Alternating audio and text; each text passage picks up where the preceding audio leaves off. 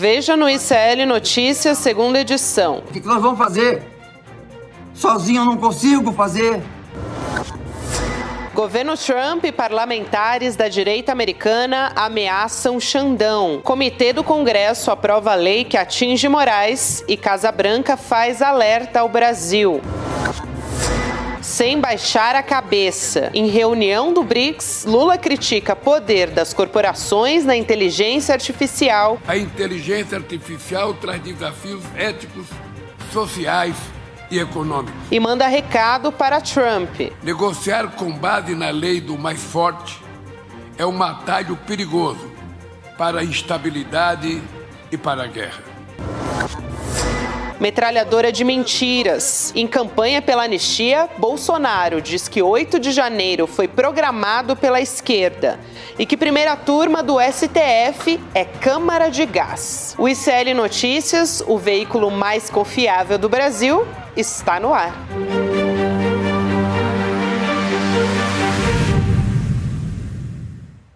Olá, boa noite. Seja muito bem-vindo, seja muito bem-vinda. ICL Notícias, segunda edição, está no ar. Estamos ao vivo nos canais do Instituto Conhecimento Liberto, Eduardo Moreira, da Voz Trabalhadora no YouTube. E também boa noite para você que nos assiste pela Pop TV no Rio Grande do Sul. Estamos a postos nessa quarta-feira, meiuca de semana, pré-carnaval, Chico Sá, Rodrigo Viana. Mas não tá fácil, né? Não tá fácil. O mundo não se acabou, mas está a caminho, viu? Tá. Hoje, acordar nessa quarta-feira, com as notícias vindas lá do Trump, principalmente, pelo amor de Deus. Lá do Congresso dos Estados Unidos, aprovando um projeto de lei criando sanções contra o Xandão, né? É um ataque sem precedentes contra o Estado brasileiro, né? Contra o Brasil, né? Os bolsonaristas fizeram lobby e os republicanos, aliados de Trump, aprovaram uma regra que ataca diretamente o Brasil.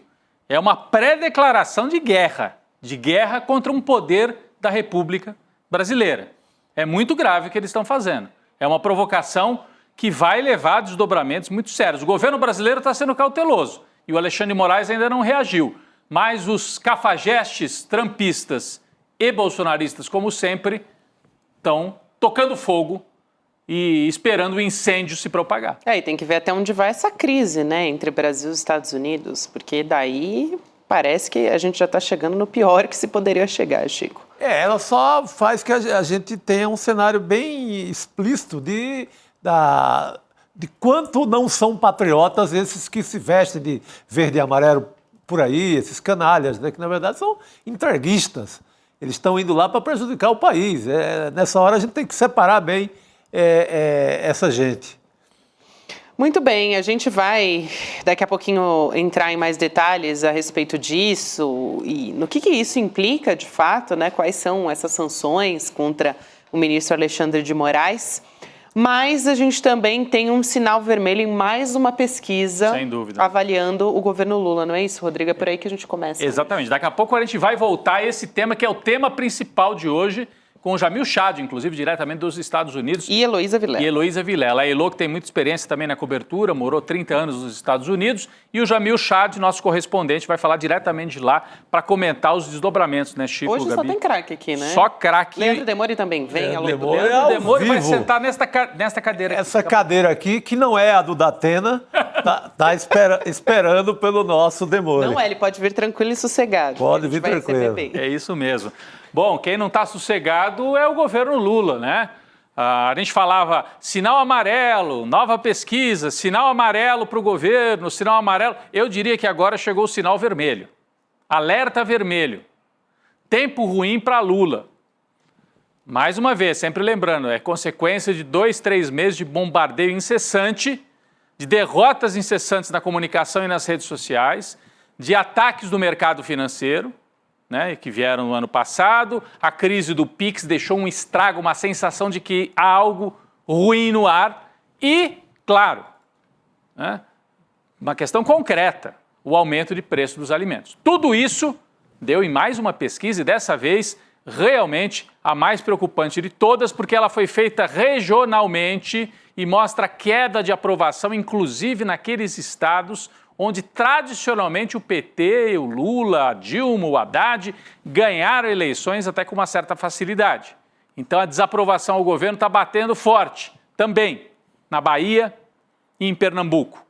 Claro, Lula continua ganhando a eleição na Bahia e em Pernambuco se a eleição fosse hoje, mas há uma sensação ruim batendo também nesses estados que costumam ter uma tolerância, uma memória, né, assim, do que foram os primeiros governos do Lula e também da Dilma. Mas vamos trazer aqui alguns dos quadros. Pesquisa Quest. Né? O primeiro quadro é uma pesquisa diferente que ela é regionalizada por estado. Vamos colocar aqui na tela. São 8 estados pesquisados. Em São Paulo, é impressionante, né? O índice de aprovação é de apenas 16%. Quando se pergunta, você tem uma impressão positiva ou negativa do governo? Só 16% positivo.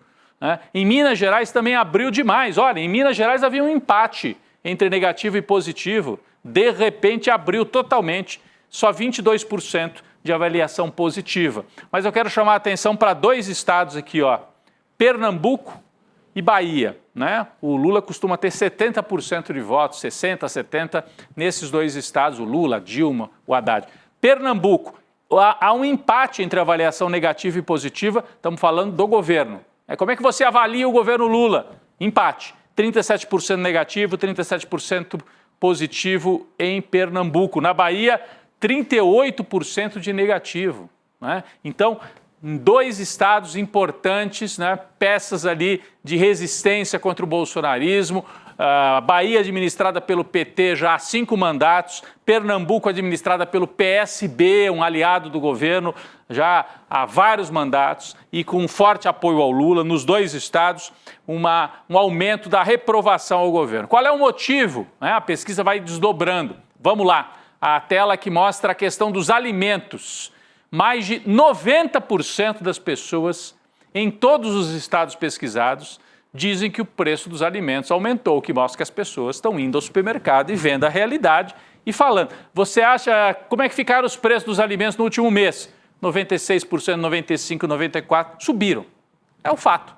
Né? Então isso aqui é o que pesou de maneira fortíssima para esta avaliação do Lula cair mesmo em estados que sempre deram vitória para o PT. E depois, quais são os temas que mais preocupam você? Né? É a próxima tela que a gente vai trazer aqui. Quais são os temas que mais preocupam o brasileiro? Qual é o problema mais grave que o seu estado enfrenta hoje? Olha o papel aqui da violência, por exemplo. Em São Paulo, 34% dizem que é violência e saúde 19%. Economia, 5%. Pouco, né? Violência, que é papel das secretarias estaduais de segurança pública, mas que estão na conta do Lula. Então, isso é que mostra como a sensação de mal-estar vai avançando sem muita lógica, às vezes. No caso do preço de alimento, tem lógica. As pessoas estão chateadas, estão... Agora, no caso de violência, claro, você tem que cobrar todo mundo, os governantes em geral.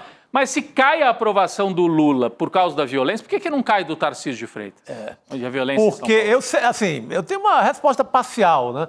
Pegue todo e qualquer noticiário, internet, TV mais antiga, TV nova, qualquer meio de comunicação que chegue na casa de alguém hoje no Brasil, e principalmente aqui em São Paulo. Não há nenhuma notícia relacionada à violência que tenha alguma menção, nem que seja lá no final da matéria, ao governador do estado. Não põe assim, a polícia de Tarcísio matou... Governo SP estourando. Governo de São Paulo... Polícia, geralmente. Governo de São Paulo e olhe lá. E olhe lá.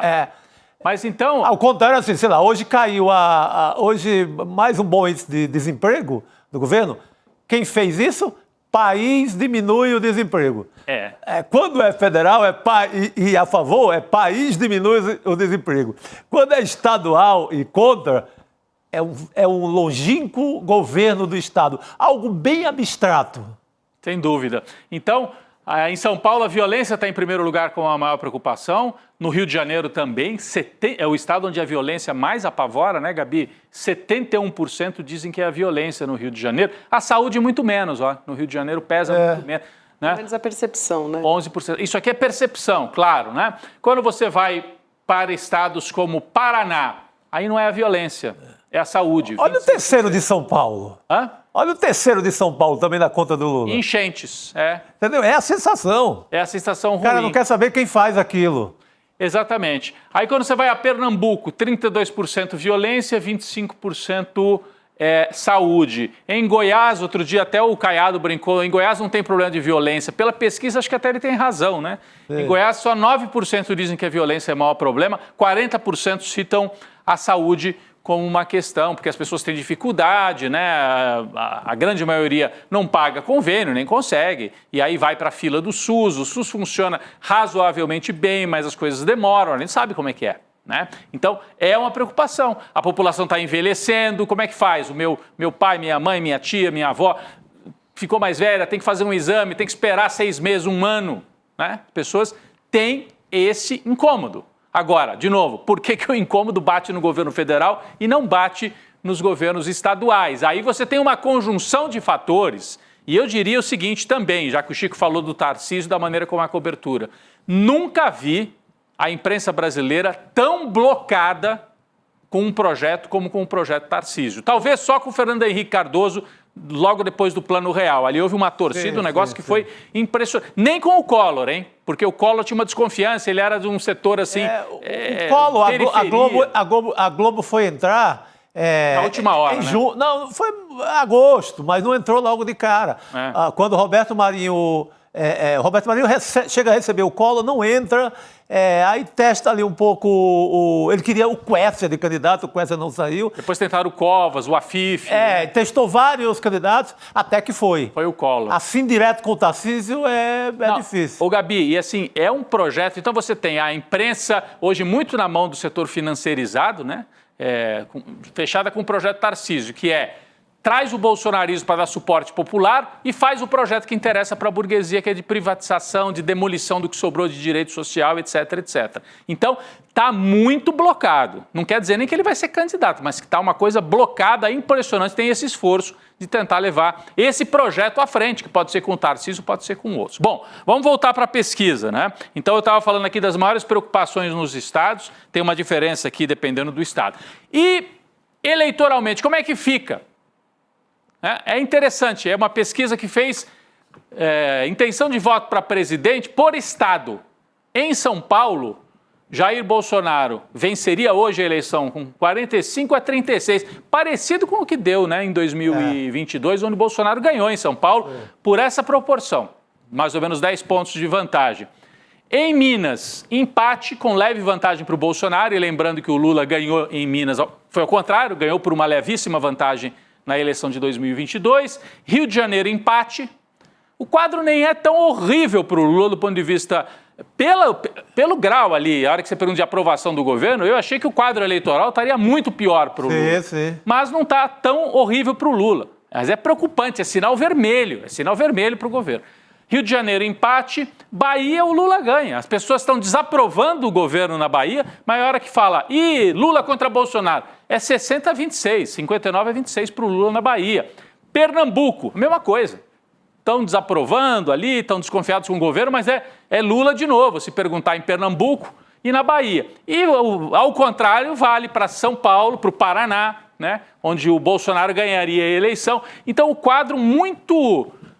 2022. Muito 2022. Agora, o Felipe Nunes, que é o responsável por essa pesquisa, chama a atenção para o próximo quadro, que é o quadro quando colocam o Tarcísio no lugar do Bolsonaro.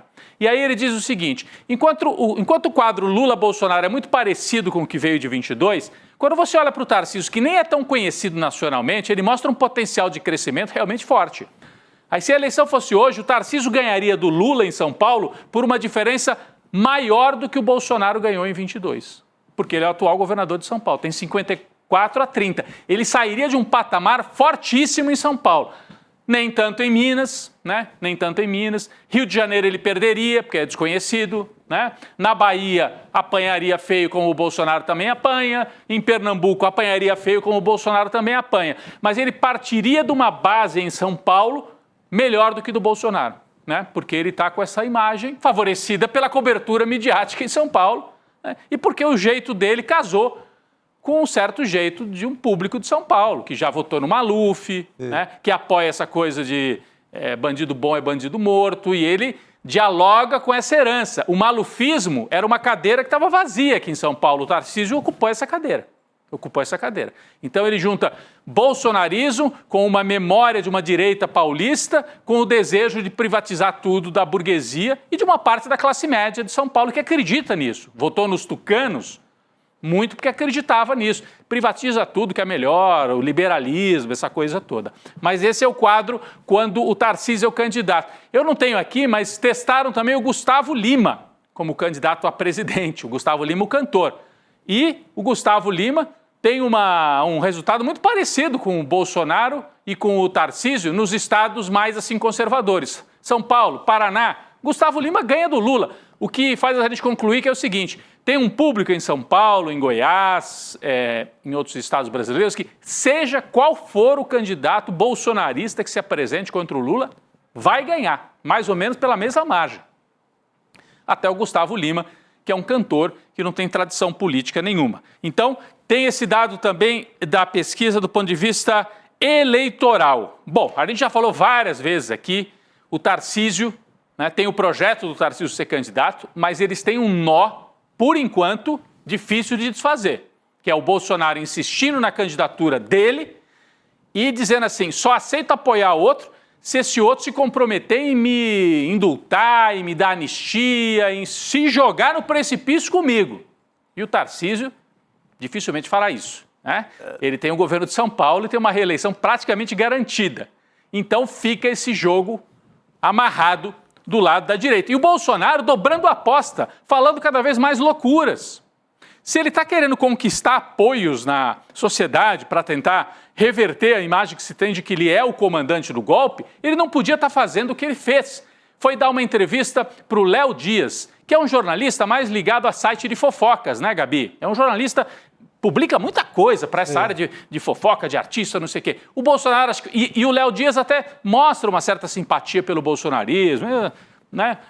Nem cobre muita política, mas o Bolsonaro foi lá e deu a entrevista achando que ia deitar e rolar. Eu vou falar com esse Léo Dias, o cara vai ser meu amigo e eu vou falar o que eu quiser. O Léo Dias até que apertou ele. Apertou um pouco. Olha, eu diria que até mais do que a mídia convencional do Brasil. Pode ser. Do que a mídia política de Folha, Estadão, com certeza. Porque não levou as loucuras que o Bolsonaro saiu falando. Sabe o que ele falou, Gabi? Depois nós vamos trazer aqui o vídeo. Não sei, a nossa equipe tem o vídeo já separado do Léo Dias? Temos separado, Ricardo? Estamos separando ainda. O Bolsonaro diz que o 8 de janeiro foi armado pela esquerda. Vamos lá, vamos rodar esse vídeo para ver a cara de pau. Vamos lá. Ali foi o quê? No meu entender, a minha opinião, armado pela esquerda. Não, mas foi um ato de Vandalismo. não de tentativa de golpe. Não de jeito nenhum. Você vai dar golpe num prédio, sem nada, sem presidente, sem arma. É uma tomada do poder. Você vê entende? É tomar o poder. Tomar o poder Você acha? é invadir palácios. Você acha que aqueles coitados, com Bíblia na mão, com bandeira do Brasil, vovós... Coitados mais ou menos, né, presidente? Quem estava coordenando esse pessoal? Tinha que ter o comandante. Não, claro que tem. Eu quero saber se o senhor me diga quem é o comandante. Não tem a Mas não menor dá para idade. chamá-los de coitados. Não, são pobres coitados. São pobres coitados. Tinha gente que nem teve lá e foi preso. Olha, o Léo Dias não engoliu essa coisa de pobres coitados. Ele estava falando de pobres coitados e falou que o 8 de janeiro foi armado pela esquerda. Aliás, agradecer o canal do Léo Dias que nos cedeu as imagens para que a gente pudesse rodar aqui. São imagens do canal do Léo Dias. Mas é uma metralhadora de mentiras, né? Por esse caminho, você acha que ele vai conseguir se defender tecnicamente? Os advogados devem estar enlouquecidos, né? Mas com a entrevista dessa, é como ele estivesse no palco onde ele começou, da Luciana Gimenez. Quando verdade. começa a mesma coisa. Aí é a hora de jogar o absurdo. Aí é para falar com o público dele, é para apelar para a rua. Aí não tem preocupação técnica de defesa. Aí quanto mais absurdo, melhor. Tá falando pro gado. Aliás, a esquerda ficou já falando no Léo Dias, eu acho que é muito parecido com o que ele já fez e conseguiu o resultado.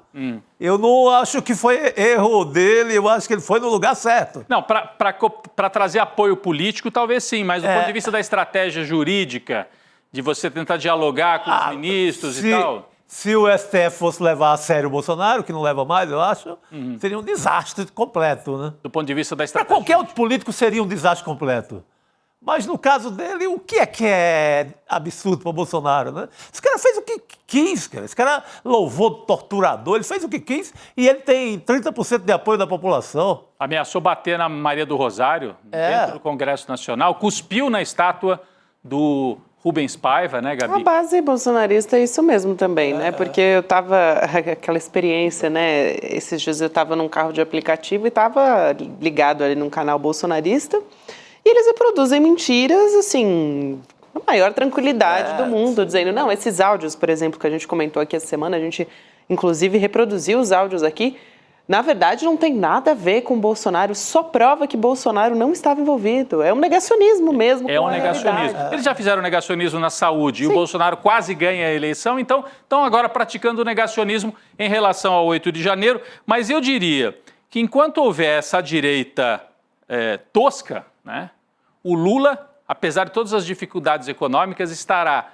de pé e com força, porque muita gente no país olha para isso e fala, por favor, temos que fazer uma candidatura para se contrapor a isso. Só para completar, né? Então tem o Bolsonaro dando essa entrevista, repito, o jornalista cumpriu ali o papel, o Léo Dias, não conheço pessoalmente, mas questionou, presidente, peraí, coitado também não, presidente. Como assim coitado? Como é que o senhor chama isso? Eles invadiram. Não, eles invadiram, presidente. Como assim coitado? Né? Cumpriu. Ele foi arrojado até, né, em relação ao que a gente está acostumado na imprensa. Verdade, foi melhor do que...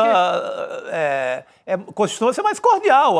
Eu digo a imprensa de política, a imprensa dita mais séria. Verdade. Ele foi assim até mais informal e eu acho que o Bolsonaro não esperava. Agora, e o Marcos Duval, Gabi? Vamos rodar só um trechinho. Esse senador ele que disse que era da SWAT nos Estados Unidos, eles têm essa obsessão de bater continência para os Estados Unidos, de ser mais norte-americano do que brasileiro. Você viu o que disse o Marcos Duval? Vamos rodar aqui. Ele pediu que os Estados Unidos invadam o Brasil, um senador da República. Então, explicita a maneira como eles estão atuando. Vamos rodar esse trecho aqui do Marcos Duval.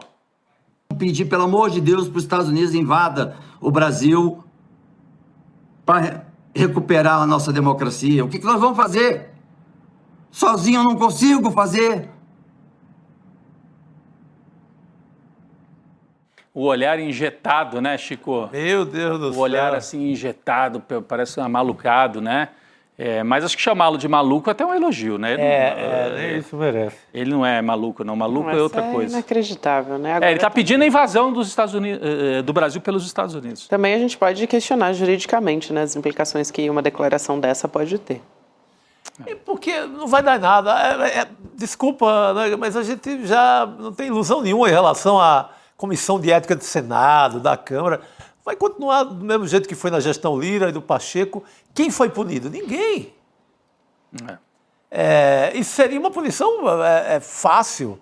O cara é mais que um traidor do país, né? O cara está pedindo uma invasão. E tem a ver com o que eles estão fazendo lá, fazendo lobby lá no Congresso dos Estados Unidos para aprovar essa lei, né, sobre a qual a gente começou o programa falando, né? Essa lei, no mesmo embalo. No mesmo embalo de que Estados Unidos nos salvem. Nos salvem do quê? Né? Eles são os operadores desse pensamento colonial, né? De serem colônias, literalmente. Deviam mudar mesmo para Miami, todos eles, né? É inacreditável, mas todo dia a gente traz uma declaração nova dessa turma que deixa a gente estarrecido, né? Agora, a gente também pegando um pouco uma carona nisso, né, de Estados Unidos, vamos falar sobre as sanções, vamos dizer assim, né, ou esse projeto de sanções que querem contra o Brasil e contra o próprio ministro Alexandre de Moraes, que é de um comitê do Congresso americano aprovando hoje essas sanções, uma proposta que se chama Censores em Nosso Território. A gente falou sobre ela ontem aqui também, que estabelece a deportação e o veto de entrada a qualquer estrangeiro que atue contra a liberdade de expressão. Estou trazendo aqui a avaliação desse comitê, né? Projeto que precisa passar pelo plenário da Câmara agora e pelo Senado, e depois só seria sancionada pelo presidente dos Estados Unidos, Donald Trump. Vamos chamar a Elô Vilela, também, que está acompanhando esse assunto, para a gente tentar entender. Elô, boa noite.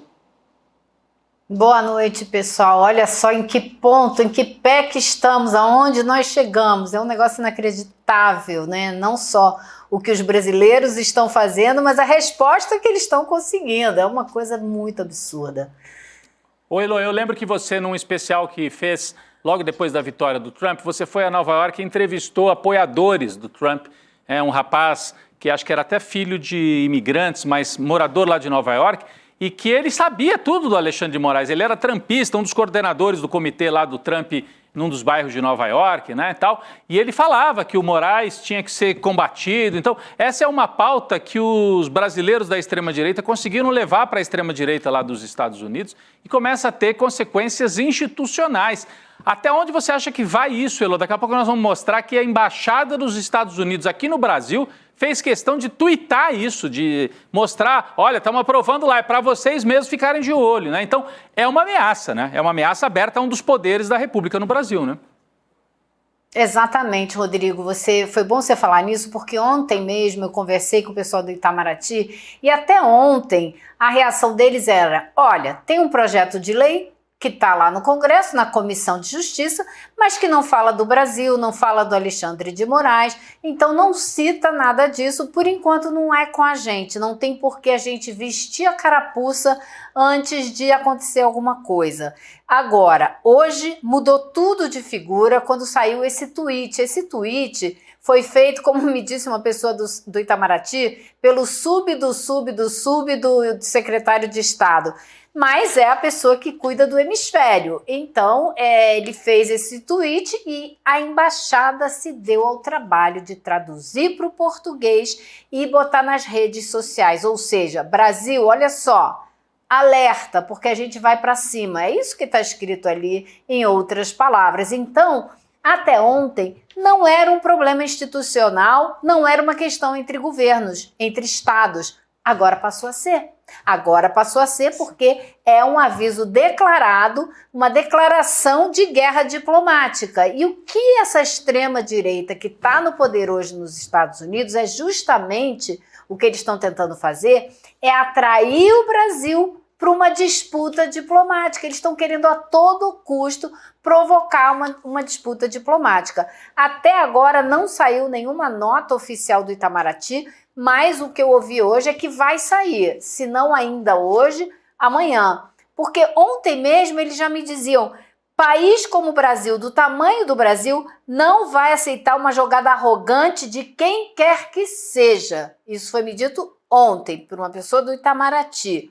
Então, eles estão olhando para tudo que está acontecendo como uma tentativa de quem tentou, né, de quem quis dar um golpe aqui no Brasil e não conseguiu, agora trazer o golpe de fora para dentro. Por isso, empurrar o Brasil para um confronto diplomático com os Estados Unidos para tentar trazer, então, enfraquecimento político do governo brasileiro de fora para dentro. Assim, é um total absurdo dos supostos patriotas que estão agindo de acordo com quem quer destruir o país, né? Quem quer destruir o governo brasileiro. E querem reabilitar o golpe à moda antiga, que era o de 64, bancado pelos Estados Unidos. É a parte 2. Agora é de forma eletrônica. De forma eletrônica, esse tweet que a Elô citou, a gente tem ele aqui, né? Porque só para dar a explicação da linha do tempo, né? Foi depois da aprovação da proposta do comitê, aí um escritório, né, do Departamento de Estado mandou esse alerta para o Brasil por meio do X. Então, Embaixada dos Estados Unidos, você está vendo aí na sua tela, compartilhou essa publicação com tradução dizendo o seguinte: o respeito à soberania é uma via de mão dupla com todos os parceiros dos Estados Unidos, incluindo o Brasil. Bloquear o acesso à informação e impor multas a empresas sediadas nos Estados Unidos por se recusarem a censurar indivíduos que lá vivem é incompatível com os valores democráticos, incluindo a liberdade de expressão. Chico, Rodrigo e Elô, a gente tem acompanhado muito aqui, né, a percepção, vamos dizer assim, né, que a própria Constituição dos Estados Unidos tem a respeito de liberdade de expressão, a interpretação que eles fazem também é muito diferente do que a gente tem aqui no Brasil, né? Porque lá que a gente tem é que é um bere vale geral. Tudo. Eu queria só voltar a esse texto aí da mensagem, se puder colocar na tela, porque eles se colocam como protetores da liberdade de expressão no mundo. Né? Então, como se eles definissem o que é a verdade, né? Não, primeiro que querem definir o que é a verdade para o mundo inteiro. Bloquear o acesso à informação e impor multas a empresas sediadas nos Estados Unidos. Meu filho, Elas podem ser sediadas nos Estados Unidos, mas estão atuando no Brasil, então tem que respeitar a lei e a justiça brasileira. É isso que está fazendo o Alexandre de Moraes. A empresa tem sede nos Estados Unidos, então não vem atuar no Brasil, retira.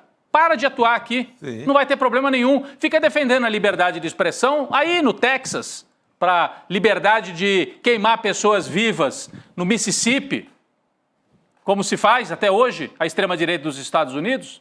Podem. Então, pela lei dos Estados Unidos, façam isso nos Estados Unidos. Agora, são empresas sediadas nos Estados Unidos e que atuam no Brasil. Então não venha com esse papinho. Não vamos aceitar isso assim, como se fosse, não, estamos defendendo a liberdade. E que liberdade que eles defenderam? Praticaram mais de 100 golpes ao longo do século XX aqui na América Latina. Guatemala, Chile, Brasil, Uruguai, Argentina. Espalharam pela América Latina inteira os golpes. Que liberdade de expressão, apoiando Pinochet, apoiando a ditadura militar no Brasil. Vão cuidar da vida deles, né? Sim, não, aqui vale a Constituição Nacional Brasileira de 1988 e nada mais. É isso. E a justiça brasileira. Eu acho interessante, Rodrigo, quando o que eu ouvi no Itamaraty ontem, né? País como o Brasil, do tamanho do Brasil, não vai aceitar jogada arrogante. Essa palavra é fundamental. A arrogância com que a extrema-direita dos Estados Unidos está agindo, dizendo que a primeira emenda da Constituição americana tem que ser respeitada. Ora, tem que ser respeitada pelos moradores dos Estados Unidos, porque a Constituição brasileira tem que ser respeitada por todo mundo que estiver dentro do território nacional brasileiro. Sinto muito, gostou, não gostou, vai embora. Não pedi para você vir aqui. É isso. Agora, a arrogância com que eles falam das leis deles, como se elas tivessem que ser defendidas pelo mundo inteiro, é absolutamente execrável. Isso não pode e não vai acontecer. Agora, tem muito mais nessa história do que apenas uma disputa em torno da tentativa de golpe da turma do Bolsonaro, porque esse é um trabalho que o Itamaraty vem fazendo há mais de um ano, que é conversar com as outras embaixadas, conversar com formadores de opinião, intelectuais, políticos dos Estados Unidos, para deixar muito claro o que aconteceu aqui. E agora está a denúncia toda pronta, com todas as provas, para deixar muito claro quem que quis romper com a democracia aqui no Brasil, e que agora está tentando fazer isso via governo dos Estados Unidos, né? Agora, os Estados Unidos querem muito mais do que apenas ajudar o Bolsonaro, né? Ajudar a livrar a cara do Bolsonaro na justiça. Existe todo um jogo geopolítico que está em torno disso. Hoje, o presidente Lula estava lá no encontro dos representantes dos BRICS em preparação para o encontro que vai ter em julho no Rio de Janeiro. Defendendo o quê? Defendendo o multilateralismo, defendendo o favorecimento do Sul global e fortalecendo o discurso dos BRICS, não é isso? Então, esse é um assunto que para os Estados Unidos é essencial. Eles querem acabar com os BRICS, eles querem acabar com a articulação do Sul Global, como querem também, como muito bem disse o Arbex num programa aqui do ICL outro dia, separar a Rússia da China, porque esses dois países nunca tiveram tão próximos como eles estão nos últimos 3 anos. Então, toda essa jogada dele de ajudar a Rússia a acabar com a guerra na Ucrânia nada mais é do que uma tentativa de separar a Rússia da China, como eles querem também separar o Brasil da China, separar o Brasil dos BRICS, porque o problema deles é enfrentar o crescimento da China, que, claro, já está ultrapassando os Estados Unidos. Vamos daqui a pouquinho chamar o Jamil Chad para essa conversa. Só queria citar aqui, quando a gente vê, porque está envolvendo ali Congresso e tal, tem um deputado republicano que o próprio Jamil Chad colocou na coluna dele, que é o Darrell Issa, ele é da Califórnia, e aí ele diz que isso é um resultado direto para a gente ter uma ideia de como é que funciona o pensamento dessas pessoas, né? De uma suposta censura contra os americanos. E aí ele diz, esse projeto aconteceu, ele admite, quando o Elon Musk se recusou a aceitar as demandas do Brasil e quando o X foi suspenso em todo o país. E aí depois ele diz, a minha proposta diz, ignore as nossas leis em seu país, é seu direito. Só que na sequência, o que ele fala? Se quiser fechar X, Meta, outras plataformas, tudo bem, mas não espera vir para os Estados Unidos com vistos um visto se você é um perpetrador da censura. Quer dizer, tudo bem você respeitar a lei do seu país, né? Você ter a sua própria legislação, mas você não pode entrar nos Estados Unidos. Como é que você está defendendo a liberdade de expressão e, ao mesmo tempo, quer dizer, tudo bem você ter a sua soberania, mas então não vai entrar nos Estados Unidos? Parece... Não vai perder muita coisa, não. Não. Nesse período agora, acho que não perde muita coisa, não. Agora, eu vi uma coisa interessante, que os democratas estão querendo empurrar nesse pacote aqui, que nasceu contra o Brasil, mas empurrar a censura também ao Vladimir Putin. E isso é previsão de uma confusão medonha quando forem votar de verdade. Porque só passou na comissão. Eu vi pronunciamento de vários deputados democratas, a partir da discussão de ontem, assim, tá no El País, na versão que eles fazem, chamada América, nos jornais dos Estados Unidos hoje, que os democratas vão aproveitar para tentar fazer isso com países que eles julgam que faz o mesmo que o Brasil está fazendo agora. Se vale para o Brasil, tem que valer para o Putin. Porque não está lá escrito Brasil, Alexandre de Moraes. Para atrapalhar o Trump, né? Então, a previsão que isso demore muito por conta dessa confusão. Eles vão tentar incluir isso. Agora você veja. Incluiu vários outros personagens. Agora você veja, né?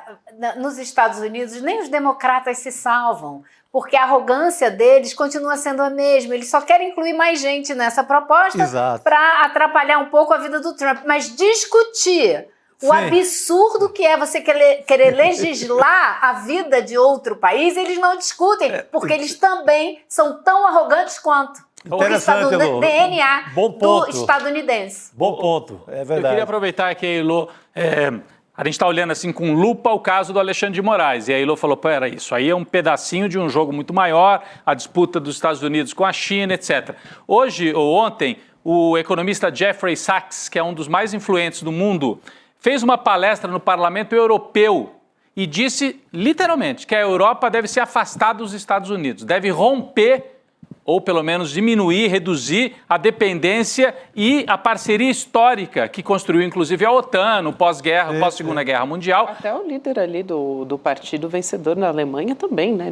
Ele seguiu a mesma linha. Ele disse isso diante desse perigo, porque os Estados Unidos hoje, diz o Jeffrey Sachs, estão com uma política totalmente voltada para dentro, né? E a Europa ficar a reboque disso coloca a Europa em perigo. Ele disse para o Parlamento Europeu, saiam, interrompam essa aliança agora, porque com o Trump no poder, isso não vai dar certo. Então, o Trump pode estar ajudando a desmontar, né, Ilô, essa aliança que vem desde a Segunda Guerra Mundial e que os Estados Unidos sozinhos têm muita força, mas em parceria com a Inglaterra, com a Europa, tem muito mais. Então, se isso se romper de alguma maneira, perde-se influência. Então, o Trump, ao fazer isso, será que ele está aumentando a influência dos Estados Unidos no mundo ou pode reduzir a influência dos Estados Unidos no mundo? É uma pergunta também que eu deixo aqui. Olha, eu acho, Rodrigo, que o que o Trump está fazendo é acelerar o processo de derrocada dos Estados Unidos no mundo que já vinha acontecendo. A situação da Europa é trágica, porque a Europa embarcou na aventura dos Estados Unidos na questão da Ucrânia, que forçaram uma aproximação ali militar até a fronteira da Rússia, tentando trazer a Ucrânia para a OTAN, né? E transformaram a Europa numa situação assim, econômica dificílima, porque perderam o gás da Rússia e a inflação explodiu e a ultradireita está avançando porque a situação econômica piorou. Então é todo um imbróglio que já vem de mais tempo e que o Trump com certeza está acelerando. É isso. Eu queria trazer também uma fala do Eduardo Bolsonaro, porque ele diz que ele está por trás dessa articulação toda do Congresso dos Estados Unidos. Ele deu uma entrevista para o UOL, para a Raquel Landim, e aí ele falou o seguinte, vou abrir aspas aqui para o Eduardo Bolsonaro, deputado federal, filho do Jair. Nessa reunião comigo e com o Figueiredo, a deputada Maria Salazar se comprometeu a reapresentar o projeto de lei, que é o trâmite correto, regimental dos Estados Unidos. No mesmo dia, quando saímos da reunião com ela, nós fomos no Comitê Judiciário do Jim Jordan e também conseguimos falar com ele.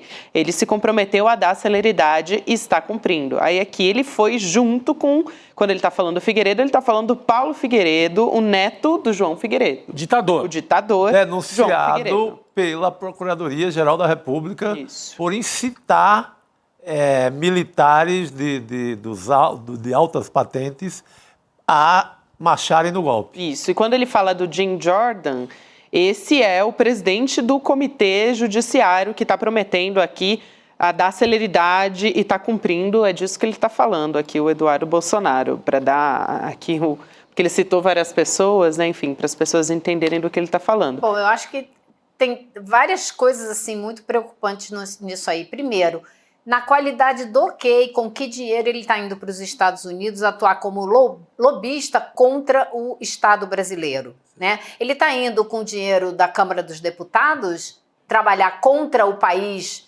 que o elegeu. Segundo, como ele aparece descrito na denúncia da tentativa de golpe? Ele aparece no grupo que queria muito que o golpe acontecesse, ele e a Michelle Bolsonaro. Ao contrário do irmão, que foi mais cauteloso e não queria o golpe, né? Então, eu acho que, assim, é preciso investigar com que dinheiro ele está viajando para trabalhar como lobista contra o governo brasileiro. O Elô, você falou que o Itamaraty ia responder. Respondeu. Acabou de sair a nota do Itamaraty. A gente tem em mãos aqui. A gente daqui a pouco vai colocar na tela.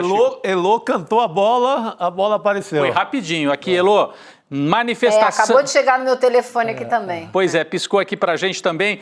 Diz a nota, daqui a pouco a gente põe na tela. O governo brasileiro recebe com surpresa a manifestação veiculada hoje pelo Departamento de Estado norte-americano a respeito da ação judicial movida por empresas privadas daquele país para eximirem-se do cumprimento de decisões da Suprema Corte brasileira. O governo brasileiro rejeita com firmeza qualquer tentativa de politizar decisões judiciais e ressalta a importância do respeito ao princípio republicano da independência dos poderes, contemplado na Constituição Federal Brasileira de 88. O primeiro parágrafo, Elô, diz, né, o Departamento de Estado está protegendo empresas privadas daquele país que não querem cumprir decisões da Suprema Corte Brasileira, apesar de terem atividade no Brasil. Então, elas que se retirem do Brasil. O que você tinha acabado de falar. Pois é. Respeitar a lei daqui. Pois é. Tem Agora, outros trechos repete aqui. o segundo parágrafo aí, que é muito bom o começo. Rejeita, como é que é? O governo brasileiro rejeita com firmeza qualquer tentativa de politizar decisões judiciais. Né? E diz mais, hein? A manifestação do Departamento de Estado, só para quem chegou agora, a Câmara lá dos Estados Unidos, uma comissão, aprovou um projeto que pode, né, ter consequências para o Alexandre de Moraes e outras autoridades, e aí a Embaixada dos Estados Unidos aqui no Brasil fez fanfarra, né? Fez um auê danado e publicou uma nota. Publicou um tweet. Então diz aqui a nota do Itamaraty: a manifestação do Departamento de Estado lá dos Estados Unidos, distorce o sentido das decisões do Supremo Tribunal Federal, cujos efeitos destinam-se a assegurar a aplicação no território nacional da legislação brasileira pertinente, inclusive exigência da constituição de representantes legais a todas as empresas que atuam no Brasil. A liberdade de expressão, direito fundamental consagrado no sistema brasileiro, deve ser exercida no Brasil em consonância com os devidos preceitos legais vigentes, sobretudo os de natureza criminal. Eu acho que a nota está firme e está forte. Sim. Né? Daqui a pouco a gente vai trazer. E tem um último parágrafo, não sei se é muita coisa, Gabi, para a gente ler tudo assim de uma vez, mas eu vou ler aqui o último. O Estado brasileiro e suas instituições foram alvo de uma orquestração antidemocrática baseada na desinformação em massa divulgada em mídias sociais. Os fatos envolvendo a tentativa de golpe contra a soberania popular após as eleições de 2022 são objeto de ação em curso no Poder Judiciário. Então está dizendo que o Estado brasileiro já tinha sido alvo de uma orquestração antidemocrática e que essa ação judicial de agora é reação a esta orquestração. Então é importante colocar as coisas nos seus lugares. Nota firme. Nota bem firme, é isso aí.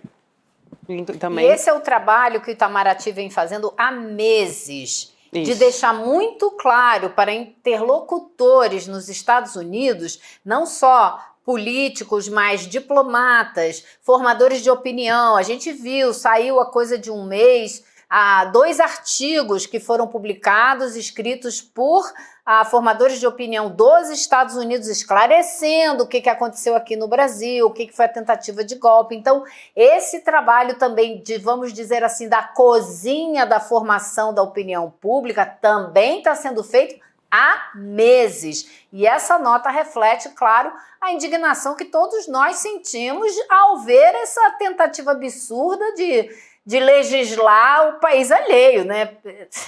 Isso, assim, é inacreditável, né? É, intervenção como nunca visto, né? Fora os tanques de 64, não havia. E agora é uma intervenção moderna, claro, via notas, Twitter e etc. Mas é pesada, né? É uma intervenção direta, inclusive já visando o processo eleitoral de 2026. Sim. Então, Itamaraty fez uma nota firme, o presidente Lula ainda não falou sobre isso, né? Deixou o seu serviço diplomático, o seu não, o nosso, né? O serviço diplomático falar sobre esse ataque. É um ataque dos Estados Unidos. Vai se pronunciar também, porque tem se pronunciado a respeito. Agora, a Elô tocou num ponto que é muito importante, que a gente não estava dando muita bola. Quem está financiando essa operação? O Eduardo está, como deputado, fazendo lobby contra o país dele, um representante do Congresso Nacional. Isso é importantíssimo esclarecer. Teve uma reação, Chico, por parte do deputado Guilherme Boulos, né, a respeito disso. Ele falou também? Sobre isso, Boa. Ele, sim, na verdade, ele acionou mais a do PGR, que falou. né? Ele acionou a PGR porque justamente é o que a gente está falando, né? Atenta contra a soberania nacional e essa é a justificativa quando ele entra com essa ação. Então ele diz, aí a gente está vendo na tela o tweet do Guilherme Boulos dizendo: acabamos de acionar a PGR contra o Eduardo Bolsonaro por crime contra a soberania nacional. E aí ele chama ele de bananinha, né? O bananinha patriota, ele ainda usa o patriota entre aspas, está nos Estados Unidos conspirando abertamente contra o Brasil, abanando o rabo para Trump e fica por isso inadmissível. Nós vamos para cima, é o que diz o Guilherme Boulos aqui, já, enfim, informando que está entrando uma ação na PGR. Papel de um parlamentar, eu questionar acho que Isso. E eu acho que esse questionamento é vital. Isso é crime de lesa pátria? Isso tem que ser investigado. O sujeito eleito pelo povo brasileiro pode ir para um país fora da sua fronteira para pedir para esse país que passe leis que atinjam as nossas instituições, porque quando ele faz isso com Alexandre de Moraes, nesse nível em que a discussão já chegou, não é a pessoa do Alexandre de Moraes, é a instituição Supremo Tribunal Federal, são as decisões da nossa Suprema Corte que ele está tentando fazer com que sejam tratadas como atos ilegais nos Estados Unidos. Então isso tem que ser investigado pelas autoridades brasileiras. E se já é muito o que está fazendo o Eduardo Bolsonaro, assim, muito absurdo, eu mostrei aqui no começo do programa o outro patriota de Araque aí, o Marcos Duval, que tinha mania de dizer que era da SWAT, pedindo literalmente a invasão dos Estados Unidos. Esse aí já apelou, Elô. O Eduardo Bolsonaro está tentando costurar o que o Chico está chamando de uma intervenção dos novos tempos, né? É uma intervenção via Big Techs, junta Elon Musk com o Departamento de Estado e tal. O Marcos Duval está achando que está ainda nos anos 60, é mais toscão e tal. A gente tem o vídeo, né, para rodar de novo, talvez valesse a pena, né, nesse momento a gente voltar. Vale a pena esse trecho da fala dele pedindo, né, para os americanos invadirem o Brasil. Vamos lá, Marcos Duval. Pedir, pelo amor de Deus, para os Estados Unidos invada o Brasil para recuperar a nossa democracia. O que nós vamos fazer? Sozinho eu não consigo fazer.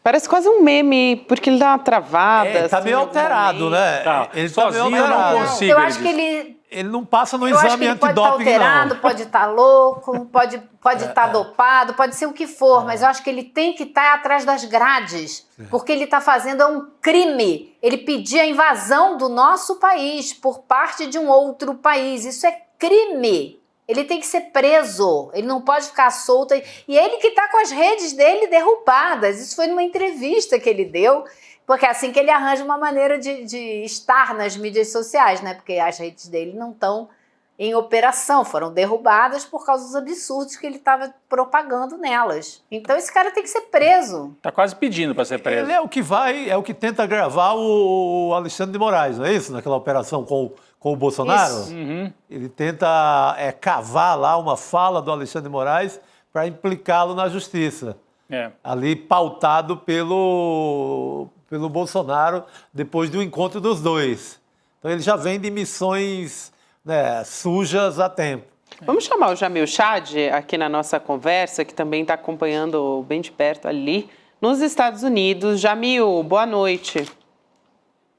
Boa noite a todos. Peço desculpas pelo atraso, mas é porque justamente na hora que nós estávamos entrando, o governo brasileiro respondeu ao Departamento de Estado norte-americano numa nota oficial, uma nota que inclusive foge um pouco, eu diria, do padrão, pelo menos que o governo queria adotar, de não responder às provocações de Donald Trump, de não dar respostas, vamos dizer, imediatas e deixar as coisas, pelo menos, assentarem para que depois uma resposta fosse dada. Mas neste caso específico, essa nota que vocês leram justamente nas redes sociais do Departamento de Estado norte-americano, ela, obviamente, ela é muito complicada por vários aspectos, mas, acima de tudo, segundo o governo brasileiro, a nota divulgada agora pelo Palácio do Planalto, dizendo que o Departamento de Estado distorce, basicamente, os fatos. Essa é a palavra que é colocada, distorção dos fatos. O governo brasileiro também diz que foi alvo, que o Estado brasileiro e as instituições democráticas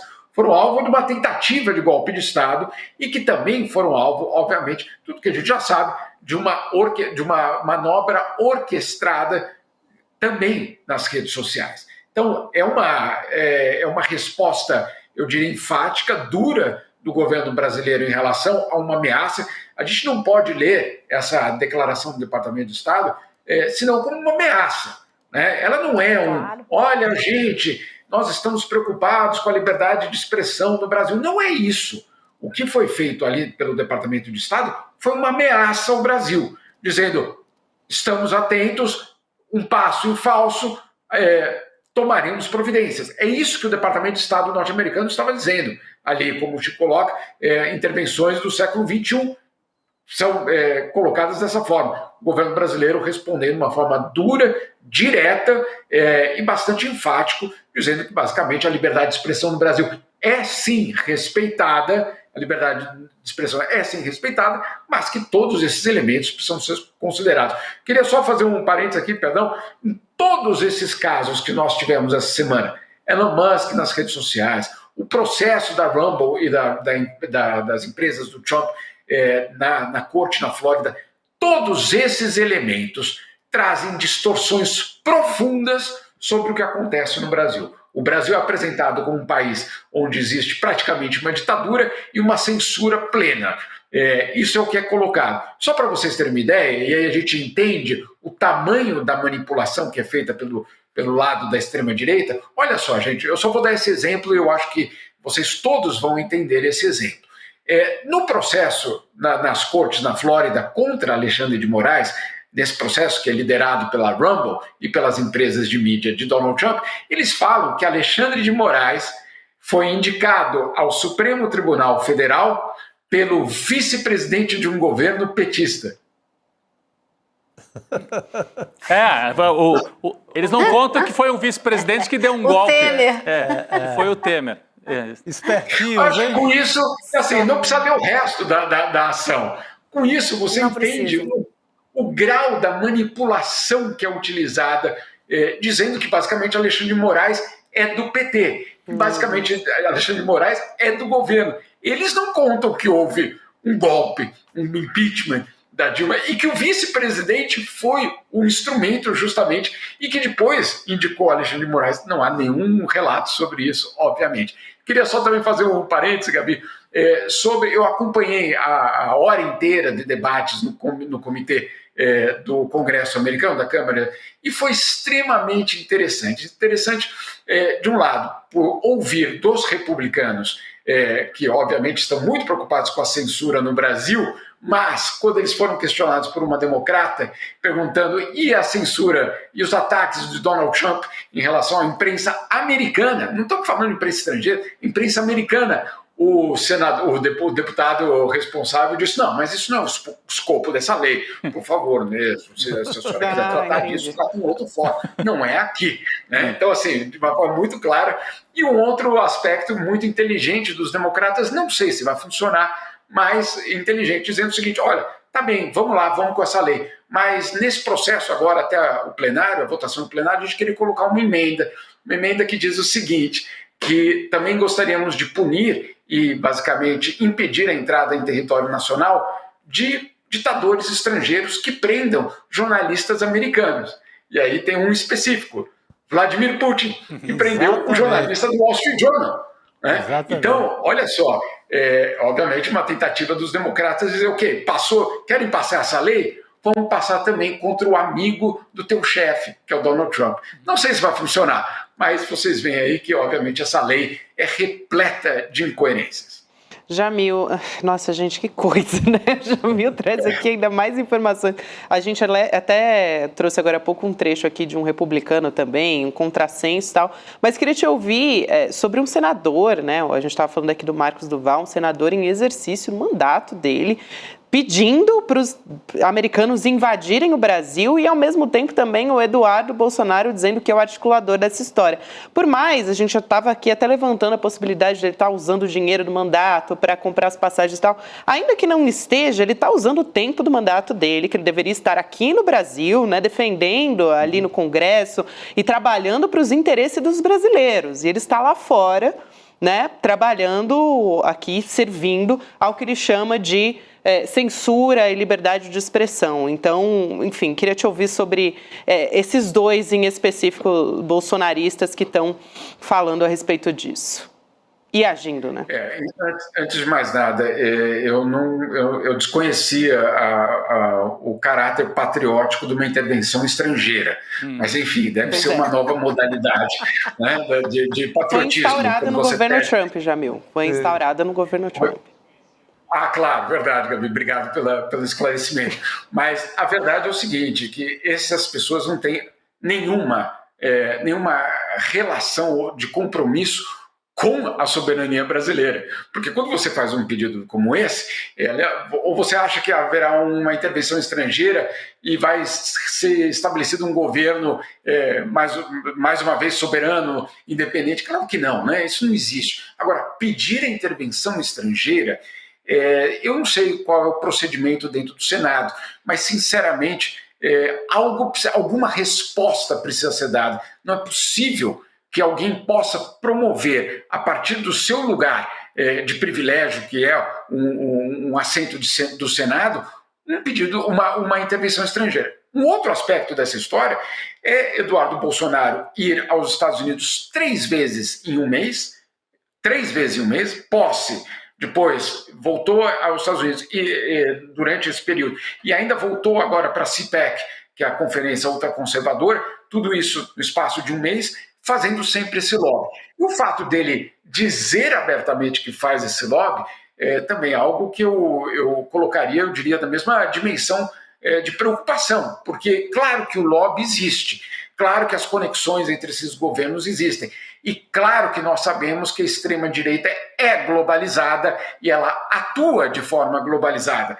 Agora, quem é que pagou por essas viagens? Como que foi feito esses contatos? Se isso passou, obviamente, por algum tipo de autorização do presidente da Câmara, o que é que aconteceu para que essas 3 viagens tivessem acontecido? Talvez uma delas, então, foi com os recursos próprios, para a posse de Donald Trump. Ok. E as outras 2 viagens? Eu quero contar, Gabi, uma coisa que aconteceu agora comigo lá no UOL, porque é muito curioso. Olha só, Donald Trump, não, perdão, Eduardo Bolsonaro fez essa viagem e se encontrou com deputados trumpistas, e ele sempre levou ao lado dele Paulo Figueiredo, né? Neto de João Figueiredo. Paulo Figueiredo vai a essas reuniões para pedir que se instaure algum tipo de procedimento contra o Brasil, porque no Brasil há censura. Ele é o neto de um ditador. Tá? Ele é um neto... Foragido da lei. Isso. E ainda foragido da lei, investigado pela Polícia Federal por participação numa tentativa de golpe de Estado. Eu coloquei isso na minha matéria, eu que ele é neto do ditador João Figueiredo, a minha caixa está sendo bombardeada porque eu não entendi que João Figueiredo não é um ditador. Aí eu me pergunto, eu perdido já com essa história, porque afinal de contas, se a gente fala que a ditadura no Brasil durou de 64 a 85, quem comandou o país nesse período era o quê então? Um democrata? Não estou entendendo, eu me perdi agora nessa... Ou seja, temos algo muito sério acontecendo no país, nós precisamos restabelecer os fatos. Os fatos precisam ser restabelecidos de 64 a 85, mas também do que aconteceu mais recentemente com uma tentativa de golpe de Estado no Brasil. Caso contrário, se de novo nós partimos para uma anistia daqui a vários anos, ou talvez não tantos anos assim, nós vamos estar de novo dizendo, não, na verdade o governo Bolsonaro foi um governo progressista, liberal, defensor das liberdades. Jamil, muito obrigada por hoje. Elô também, Elô Vilela, obrigada. A gente se vê em breve, gente, porque olha, vai piorar, né? Ontem a gente já falou, vai piorar. Só acrescentar uma coisa. Vai, Elô. Para esses caras, comitê de ética da Câmara e Lei de Segurança Nacional. Saudades comitê de ética, né? Democrático de direito. Deveria, urgentemente, Elô. É isso. Obrigado, Elô e E Jamil. patriotas somos nós aqui, ó. Verde e amarelo aqui na tela. Exatamente. E o Chico também ali, ó, combinando. Lembrando. Valeu. Valeu, Elô. Bando de canalha, né? Como é que pode se dizer patriota? Eu ia fazer uma pergunta, mas daí a gente pode fazer a hora que o nosso próximo convidado chegar aqui, né? Leandro Demore está chegando, é isso, Gabi? Está entre nós, já está entre nós. Abre-se a porta do estúdio. A porta da esperança está aberta. Entre nós. Mais um patriota vestido de verde. Eu vou pedir intervenção também. Tudo bom, Demore? E aí, molecada? Você sabe que eu ia fazer uma pergunta, posso aproveitar e já fazer com o Demore? Tá? Claro. Do que vive o Paulo Figueiredo? Ele está lá nos Estados Unidos. Ele é colunista de algum meio de comunicação? Acho que não. Você lembra que, aliás, teve um processo dele aqui, que ele foi sócio do Trump num hotel no Rio de Janeiro? Vocês lembram dessa história? Sim. Foi. Ele foi sócio de um empreendimento imobiliário no Rio de Janeiro, que era para ser um hotel. Acho que era para ser um Trump Hotel, uma coisa assim. Deu um rolo feio. Deu um calote gigante, um monte de gente prejudicada e tal. Ele chegou a ser... Tem uma matéria grande do El País na época sobre isso. Então é um personagem que pode ter guardado dinheiro em algum momento da vida, né? Ele tem um canal dele hoje no YouTube. Tem um canal dele. Com quase 500 mil inscritos. Então, talvez ele viva desse canal especificamente, né? E vive de conspirar contra o Brasil, né? Porque assim, ninguém tem culpa de ser neto de um ditador, ele não escolheu. Isso. Agora, ele não é só neto, ele reivindica a herança política do avô. Professa, então, né? Ele professa e se falando coloca. de censura, né? Pois Vai ao Congresso americano falando de censura. O outro, Eduardo Bolsonaro, viaja com dinheiro da ditadura brasileira. 3 vezes esse mês. Com dinheiro da ditadura brasileira. Uma ditadura boa, né? Que paga a passagem dele para ele falar mal lá. Paga a passagem, fica em hotelzinho, 3 vezes no mês já. A gente tá pagando essa história. É uma ditadura incrível, né? Que bela ditadura. Não, aí alguém lembrou como eles manipulam, né? Foi o Jamil que disse que o Alexandre de Moraes, segundo o pessoal lá dos republicanos, Alexandre de Moraes que foi indicado para o Supremo por um vice-presidente do governo petista. O Eduardo Bolsonaro, quando foi fazer o discurso lá na convenção conservadora, disse: o meu pai foi denunciado pelo procurador-geral do governo socialista do Brasil. Jogaram na confusão, como se o procurador-geral fosse uma parte do governo. Isso, né? Exato. Mas eles fizeram isso no ano passado também com a questão do Twitter, do bloqueio do Twitter. A maneira como eles empacotavam a história nos Estados Unidos, e até o próprio, aquele jornalista, pistoleiro de aluguel, aquele Michael Schellenberger, lembra que ele falou que em um determinado momento o governo brasileiro censura Twitter, depois ele teve que voltar atrás e se desmentir. Sim. Não é o governo, é o judiciário. Mas é uma confusão feita de propósito. Esse comitê, aliás, eu estava antes do programa olhando o site do comitê esse dos Estados Unidos, esse comitê de justiça. E ele é dominado por republicanos, não só republicanos trumpistas, porque tem uma parte dos republicanos que não são trumpistas porque entenderam que o Trump está sequestrando lá o partido, né? E, na verdade, Rodrigo, olha só que curioso, desde o ano passado, desde 2023, esse comitê vem sendo usado, como os americanos falam, né, weaponizando, né, usando como arma a liberdade de expressão para fazer guerra política. Olha o que eles fizeram desde 2023. Documentos revelam que o FBI agiu com a inteligência ucraniana para censurar americanos na Ucrânia. Jordan Prestes, que é um dos presidentes desse comitê, diz que a União Europeia faz atentado para censurar cidadão norte-americano Elon Musk.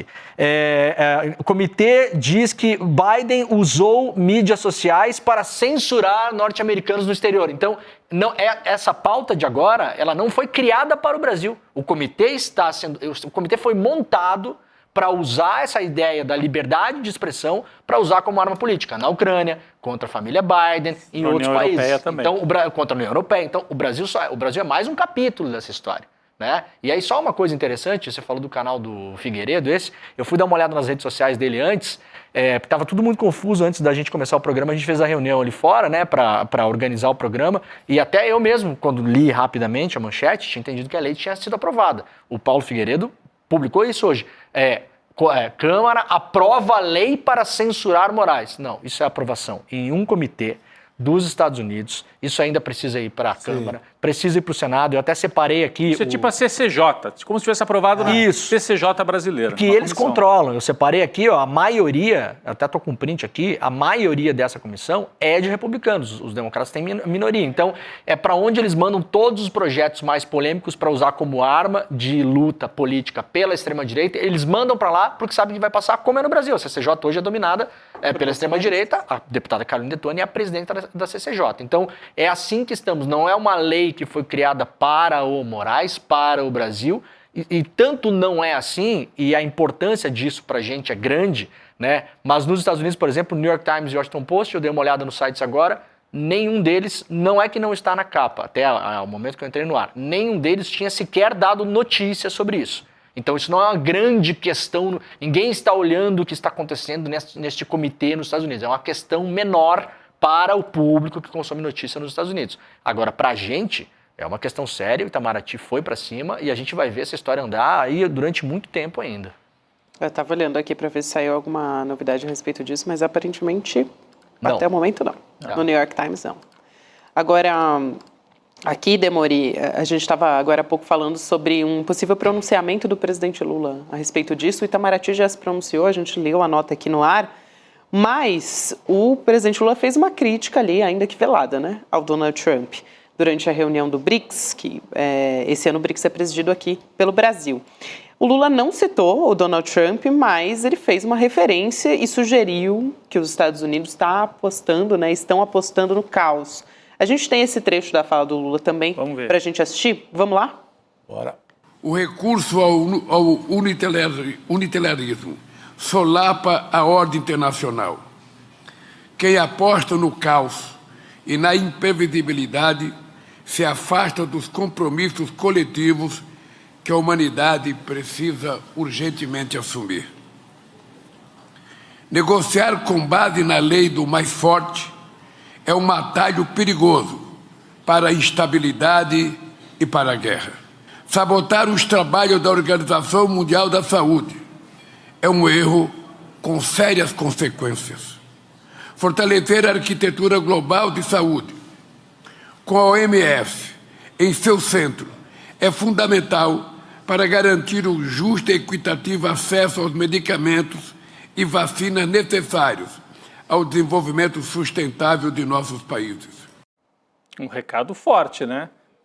Bateu em várias ações do Trump, retirar os Estados Unidos, porque o Trump está retirando os Estados Unidos de órgãos de multilateralismo, como disse o Lula aí, né? Então, Organização Mundial de Saúde, Acordo de Paris, que tem a ver com o clima, os Estados Unidos vão bombardear a COP30, estão contra. Conselho de Direitos Humanos da ONU. Conselho de Direitos Humanos. A Organização Mundial do Comércio está esvaziando também. Então, quer dizer, ações dessa do Trump acabam jogando o Brasil mais para dentro do BRICS ainda. Você ataca o Brasil vai, vou me aproximar mais do BRICS, vou fazer aliança com quem não está querendo atacar o meu judiciário, né? Então, é um movimento que, a médio prazo, destrói a capacidade de liderança dos Estados Unidos no mundo ocidental. É isso que nós estamos vendo acontecer. Dá uma pressionada, né? Como, Gabi? Ou pelo menos dá uma pressionada nisso, né? Você queria falar. O Demori citou o empreendimento imobiliário que o Trump era sócio do Paulo Figueiredo, que foi embargado, vetado por conta de... Era um rolo atrás de outro. Falta de licença, origem da grana, 120 milhões de dólares. Era para ser inaugurado em 2016. Isso, lá atrás. Para a atrás. Olimpíada. Não deu porque as origens da grana foram descobrindo barbaridade. Ninguém sabe mais disso. Até uma boa pauta aí quicando na área. Mas aí, porque o Paulo Figueiredo ele fica rico com negócios imobiliários na Barra, com a ajuda da milicada amiga do avô. Ele faz fortuna aí. Jornalismo era ali, uma desculpa para incendiar a extrema-direita brasileira. Ele faz fortuna com empreendimentos lá na Barra da Tijuca. Pegando toda aquela milicada amiga do Figueiredo, que estava na construção civil do Rio de Janeiro, e dá uma impulsionada nos negócios dele. Falta fazer um perfil mais detalhado desse Paulo. É o Nepo Baby do golpe, né? Total. Nepo Baby do golpe. Ele sabe herdar o avô, né, que é o último ditador, o último dos ditadores, estava fresquinho aí até os anos 80, e fazer negócio disso. Bom, 120 milhões de dólares, se a gente for puxar para hoje no câmbio e atualização monetária, a gente pode estar falando de uma coisa perto de 1 bi, né? De reais. Perto de 1 bilhão de reais. Vamos imaginar que uma parte desse dinheiro foi guardado, né, num pé de meia, então a resposta de como se sustenta pode estar nessa história, né? Agora, sabe que ontem à noite eu estava falando com uma pessoa que está muito por dentro desse assunto, e a pessoa me disse o seguinte, olha, tudo o que eles querem é que o Itamaraty responda. E eu fiquei torcendo hoje de manhã, até a gente falou com o Jamil de manhã. Responda ao Trump. E o Jamil até hoje pela manhã analisou também, pode ser um erro muito grande se o Itamaraty responder, porque por enquanto isso está em cima do Alexandre de Moraes, né? Aqueles ataques ao Alexandre de Moraes. Agora, talvez a coisa tenha mudado de figura, porque se essa lei for adiante, ela não é, como querem fazer, criar uma lei contra o Alexandre de Moraes. Você imagina qualquer órgão público, vamos imaginar o seguinte, Polícia Federal faz uma operação. E essa operação, de algum modo, depois vai envolver o Ministério Público. Exato. E vai envolver um juiz que não seja no STF, um outro juiz, um TJ. A primeira instância da Justiça Federal. Uma primeira instância, Justiça Federal, em qualquer outro lugar. Todas essas pessoas, se eventualmente forem enquadradas em estarem impedindo um cidadão norte-americano de livremente se expressar, você pode ter aí 100, 200, 300 cidadãos brasileiros impedidos de entrar nos Estados Unidos. Sim. É isso que pode pegar essa história, né? Então, a gente está adiante agora, eu estou muito preocupado, assim, Rodrigo, estou muito pessimista com isso, porque eu tinha uma esperança até umas semanas atrás, falando com uma outra pessoa que trabalha nessa questão da liberdade de expressão na Europa, eu falei, olha, o Brasil vai se apoiar muito na legislação, para a gente discutir regulação de plataformas sociais, na legislação canadense, australiana, da Grã-Bretanha e europeia. E essa pessoa me falou, o Trump vai fazer os europeus recuarem. E eu falei para ela, não vai. E aí ele falou, por que não vai? Eu falei, cara, porque isso levou anos, foi aprovado no Parlamento Europeu, teve votação, não é uma coisa simples, tem múltiplos interesses ali. O que é que aconteceu na semana? Duas notícias já, a União Europeia já está recuando.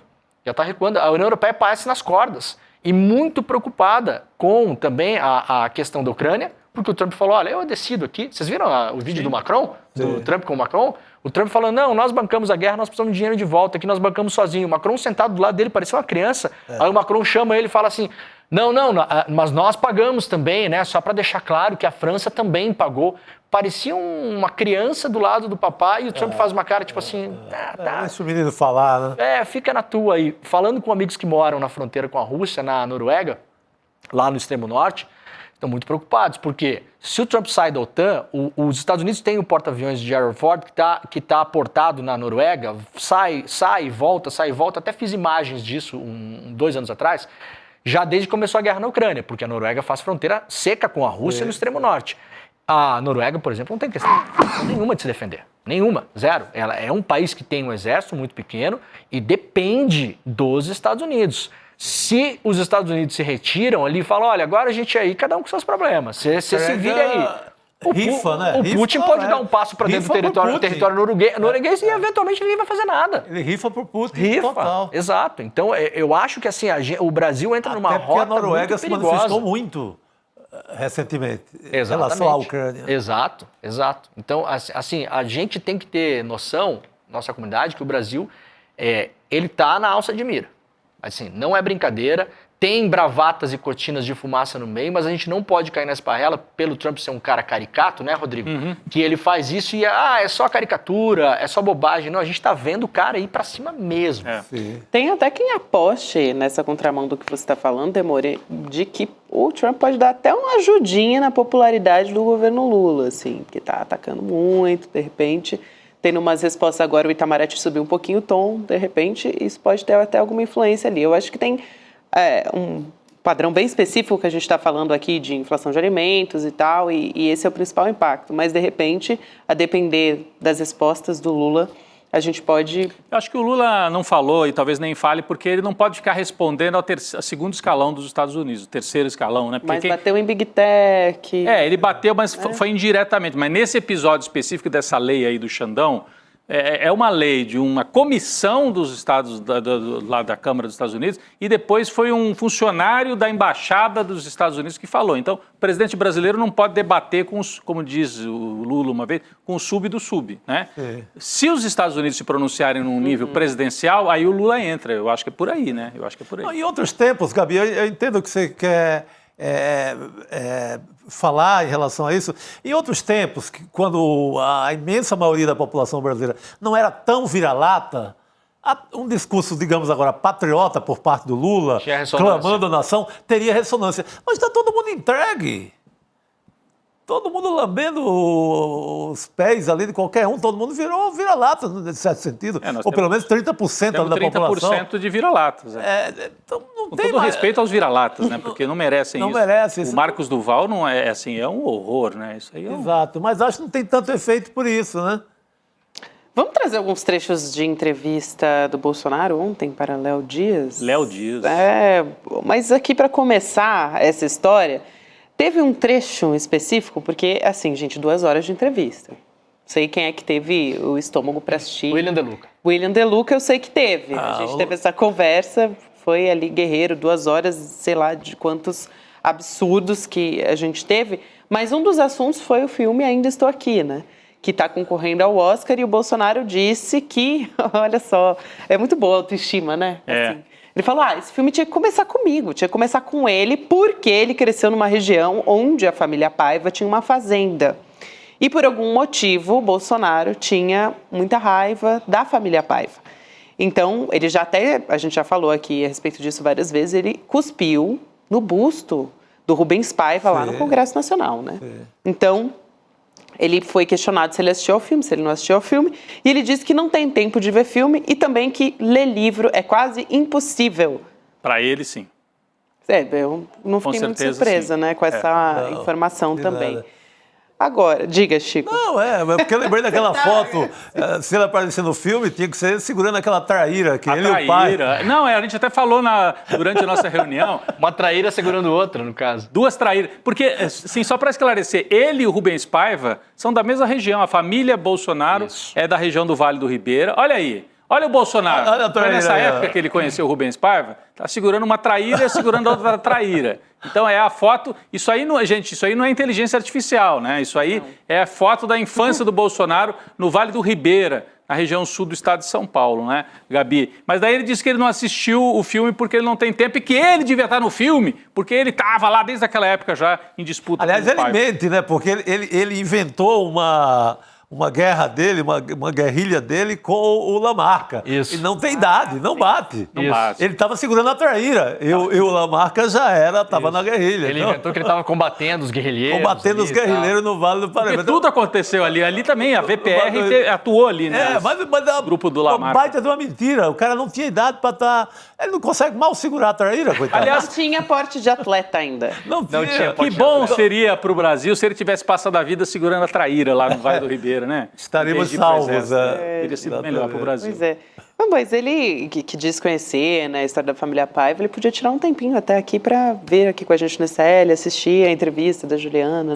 Sim. Foi demais, hein? Assisti ontem boa parte da entrevista.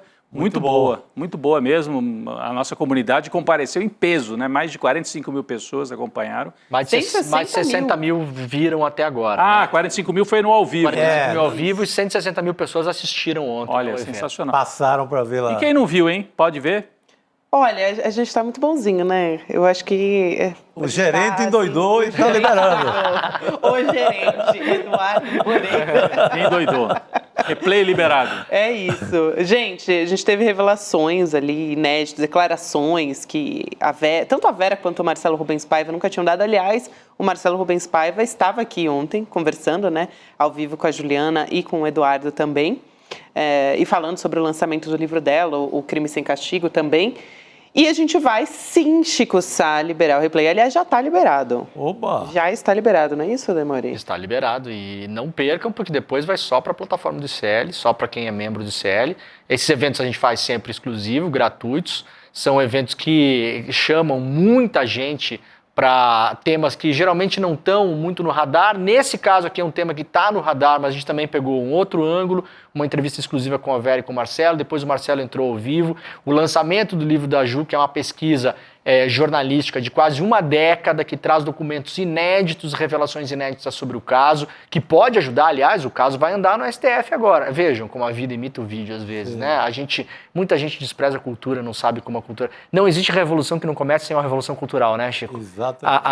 A ideia estética da revolução, ela precede a revolução em si, sempre, né? Primeiro você vende a ideia, e assim é na política, você vende a ideia, as pessoas gostam da ideia, gostam daquela estética e aí compram a vida material depois, né?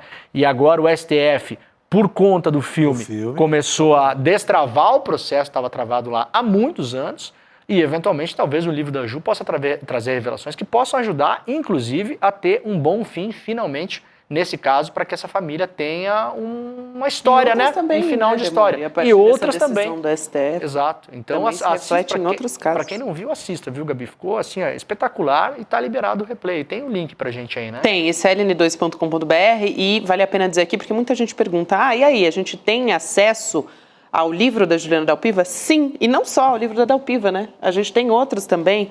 O Rodrigo tá pegando aqui.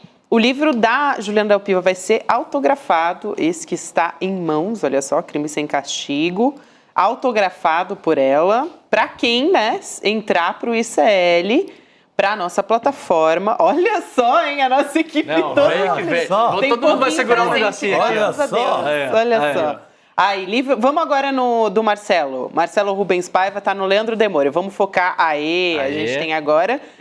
Ainda estou aqui, é o do filme. É o livro que baseou o filme, Isso, né? Então exato. você vai levar o livro que baseou o filme, uns imãzinhos de geladeira maravilhosos, dizendo, por exemplo, ditadura nunca mais. Você vai levar o livro da Dalpiva autografado e vai levar este maravilhoso pôster. Sensacional. Vai sem a moldura, né? Da Eunice. Sem a moldura, né? Isso, vai sem a moldura. Mas é um pôster maravilhoso, com fotos da Eunice com o Rubens Paiva. É lindíssimo esse, hein? Várias dessas fotos aparecem no filme, também, né, Gabi? Aquela primeira da direita ali, se a gente conseguir dar o foco no pôster na mão do Chico. Da família de pé, né? Que é bem na parte de cima, ali na direita, é o momento que ela fala, nós vamos sorrir. Nós vamos sorrir, porque vai o jornalista entrevistar. A essa altura o Rubens Paiva já estava desaparecido. Isso. E aí vai um jornalista entrevistar e eles querem uma foto da família triste. O jornalista dá manchete, né? Dá Ele fala, fatos e fotos. o editor pediu. A culpa é sempre do editor, né? O editor é que pediu, não sou eu. E aí ela fala, nós vamos sorrir. O repórter dá uma forçadinha ali para o fotógrafo, né? Essas fotos, aliás, são aquelas fotos que tem na internet. Eu não sei se o pessoal da produção vai ter na mão, mas essas fotos foram usadas para mostrar para o elenco como eles deveriam se caracterizar como os personagens. E tem fotos que são, Rodrigo, não sei se você viu isso, quase idênticas. Você tem o Celton Mello fazendo essa olhada de trás do carro. Isso é muito legal. Que é muito legal. Eles se caracterizaram muito bem. Assim, a galera que não viu pode procurar na internet. Aí tem as fotos, várias fotos que eles, de certa forma, imitaram, né, para fazer o filme. E são maravilhosas. Então, assim, você pode assistir o replay, a reprise, que vai estar aí no nosso link. ICL N2. N de quê, Gabriela? De nariz? Né? N de N2 de ICL Notícias, segunda edição, claro. N de notícia. N de notícia. N de notícia. E aí, depois, se você quiser se tornar membro ou membra do ICL, você pode ter acesso aos nossos mais de 300 cursos, cupons para fazer compras online, documentários, biblioteca, os debates. Estudar mandarim. Estudar mandarim ou marcenaria. Se quiser, pode. Violão ou IA ou programação de computador, você pode ter tudo lá, né? E aí, temos as imagens. Olha lá que legal. Essa foi a foto que eu falei.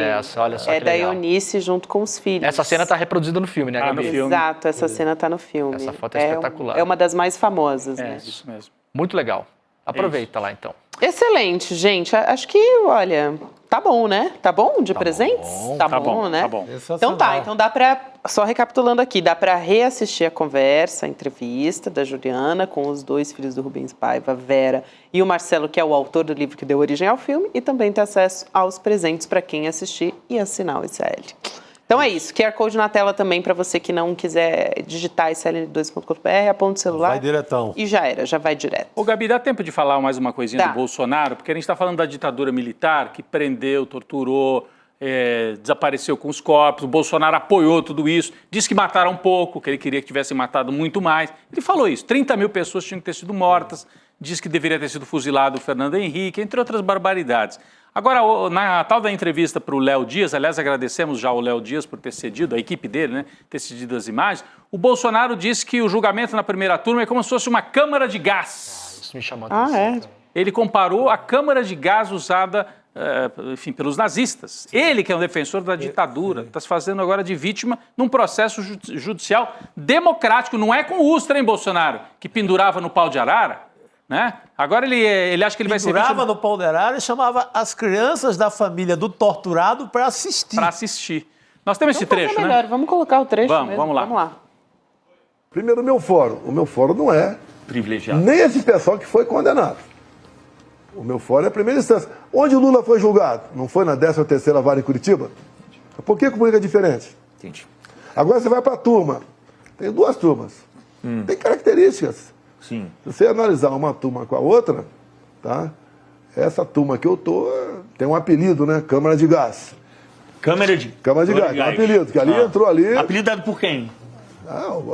Quem te ouve falar por aí. Só para reforçar que essas imagens foram cedidas pelo canal do Léo Dias. Mas até o Léo Dias pergunta, mas esse apelido foi dado por quem, hein? Tem um apelido. Porque foi o Bolsonaro que criou isso.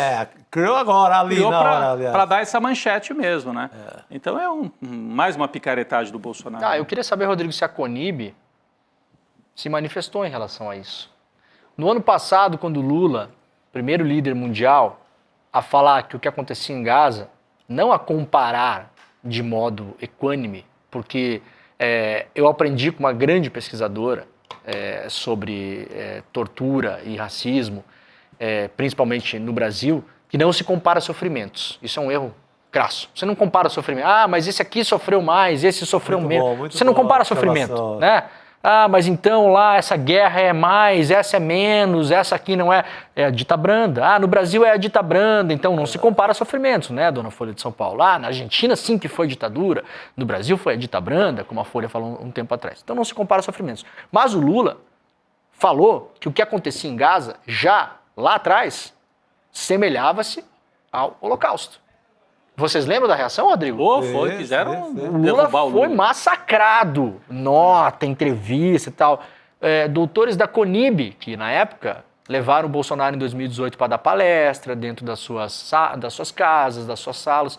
Os senhores não vão fazer nenhuma nota repudiando a comparação do STF no Brasil com a Câmara de Gás em Auschwitz ou Birkenau? Seria importante saber disso, né? Claro.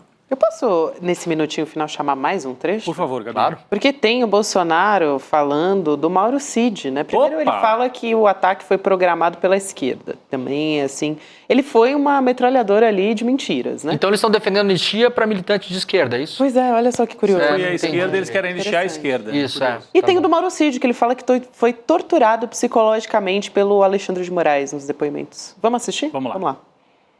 Ali foi o quê? No meu entender, a minha opinião, armado pela esquerda. Não, mas foi um ato de... Vandalismo. Não de tentativa de golpe. Não de jeito nenhum. Você vai dar golpe num prédio, sem nada, sem presidente, sem arma. É uma tomada do poder. Você entende? É tomar o poder. Tomar o poder é invadir palácios. Você acha que aqueles coitados, com Bíblia na mão, com bandeira do Brasil, vovós...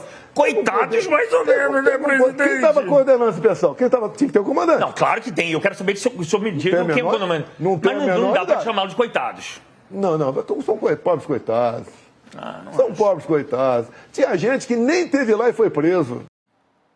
Esse é o trecho em 8 de específico janeiro. que a gente está falando, 8 de janeiro, né? Esse que a gente exibiu aqui, que ele está dizendo, são os pobres coitados. O do Mauro Cid tem também? A gente não tem esse trecho, mas ele falou sobre isso também. Falou tá? também. A tese dos coitados com os áudios liberados agora domingo no Fantástico acabou, né? Os áudios que foram liberados aí pelos militares estavam no comando do golpe e falam claramente que eles estavam usando aquelas pessoas que estavam lá. Tinha gente que estava acampada lá que sabia que a coisa ia rolar. Tem um áudio de um caminhoneiro que manda pro general Mário Fernandes falando o que a gente faz. A gente fica aqui. A gente se movimenta, a gente fica acampado, a gente vai para Brasília. E eles falando claramente, o esquema é o seguinte, a gente manda essa galera para lá e depois que a gente mandar essa galera para lá, pelo comando de alguém, o Exército e as Forças Armadas vão descer e usar as armas. Eles usam essa palavra, usar as armas. Então a tese da vovozinha com Bíblia acabou. É isso. Gente, vamos nessa, que a gente ainda tem muita coisa pela frente aqui, porque agora tem provocação histórica. Opa! Com a Juliana Del Piva falando sobre o livro, sobre o Crime Sem Castigo. Bacana. Então, o caso Rubens Paiva, ela vai trazer os bastidores dessa história para o nosso querido livro. E é hoje o lançamento em São Paulo do livro. É isso também, no Shopping Higienópolis. Está rolando. Aliás, estamos saindo daqui, estamos indo para lá. É isso aí. É isso.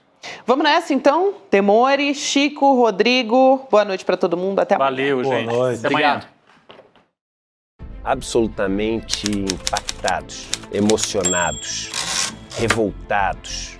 São algumas das palavras que eu ouvi das pessoas que assistiram ao encontro da Juliana Del Piva com o Marcelo Rubens Paiva e a Vera Paiva. Personagens do filme Ainda Estou Aqui, que está conquistando o mundo, e que entraram em detalhes com a Juliana sobre essa história tão forte, sobre esse crime sem castigo. Muita gente está pedindo, não só para poder assistir de novo, mas para poder chamar os filhos, os pais, para poderem assistir junto a esse encontro da Juliana. E se você perdeu o encontro e quer assistir, eu tenho uma notícia boa para vocês. A gente vai liberar o replay por pouco tempo, mas para que todo mundo tenha essa chance. Essa história contada nesse encontro tem que chegar ao maior número de pessoas possível. E gratuitamente assista esse replay. E a gente vai também permitir que vocês tenham ali todos os presentes que no final do encontro a gente ofereceu para as pessoas em termos de condições para poder comprar o livro que a Juliana Del Piva lançou sobre essa história e todas as outras coisas relacionadas ao ICL. Não perde esse encontro, não.